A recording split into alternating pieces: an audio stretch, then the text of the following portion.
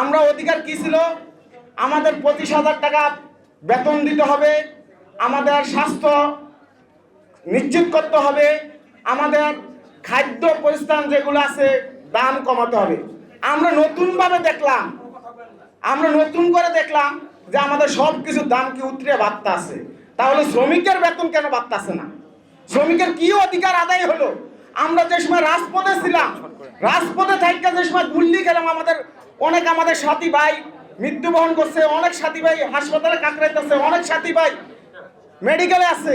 আমিও তো মেডিকেলে থাকতে পারতাম, আমাদের সব আন্দোলন সংগ্রাম আমাদের কাছে এবং প্রুফ আছে, কিন্তু আজকে তো আমিও মেডিকেলে পড়ে থাকতে পারতাম, কিন্তু আমার তো সেই দেখার মতন কোনো লোক ছিল না। কিন্তু আমি এই সরকারের কাছে আবেদন করব, যতই কিছু করেন আগে শ্রমিকের পাশে দাঁড়ান। যদি শ্রমিকের পাশে, শ্রমিক কার্ড দিয়ে কোনো কাজ হবে না, শ্রমিক কার্ডে কোনো কাজ হবে না। শ্রমিক কার্ড একমাত্র নিজেই পাইতেছে না, অন্য কেউ পাইতেছে না। আমি মনে করি আপনি যতই কিছু করেন আগে শ্রমিকের পাশে দাঁড়ান, শ্রমিকের ন্যায্য আদায় করেন, শ্রমিকের স্বাস্থ্য আদায় করেন।